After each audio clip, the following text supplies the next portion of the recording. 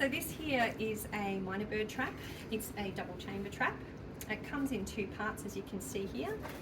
The first part is the feeding chamber, which hooks onto the holding chamber. So you can see that comes apart there. And this is where I place a half plate just in here with a minimum amount of food. So the birds have two entries, this entry here and this entry over here. So the birds enter through chasing the kibble, and once they're inside, the spikes on the other end mean when they turn around and change their mind, too bad.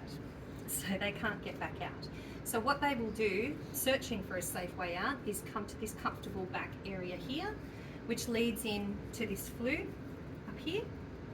And then they come up and then they are permanently trapped in the holding chamber until they are removed. I also place the largest amount of kibble on a plate in the back holding chamber. You'll note that I've placed that directly in the middle. I made the critical mistake of putting it to the side for a while, didn't catch any birds, and then found they were all turning their heads and just turning the plate around and eating until it was empty. Each trap to humanely hold a bird requires shelter, which is here, food, and water must always be available. The birds must not suffer in any way. As much as they are a pest and we don't like them, we cannot be cruel. So we do need to provide those. And the perch is good for them too, because they feel quite an element of safety by being up and under that shade, which is where you will find most of them. Okay, so to remove the bird from the trap, at the back here, it has a flap that lifts down.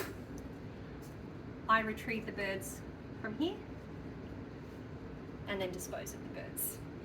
That is if you wish to perform cervical dislocation. Some people aren't comfortable with this method, and I completely respect that. It's not everybody's cup of tea, particularly for bird lovers in general. Find it very hard to be able to dispose of birds in that manner. The other way that we are legally allowed to dispose of the birds is through carbon monoxide poisoning.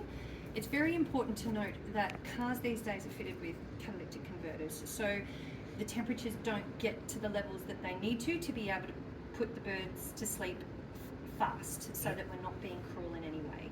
So the best way to do that is through a lawnmower, and this is just a bit of grey water hose here. So essentially you can see there's some rubber bands on the end there. You get something strong, like a thick wheelie bin liner, and just place it all around the trap like that. And then you would place the end of the bag underneath these rubber bands. And then this end here should have something metal. I've seen a lady online use the old end of a vacuum cleaner pipe, anything that's metal. And then you just hold it against the lawnmower exhaust for about 3 or 4 minutes and it's all over.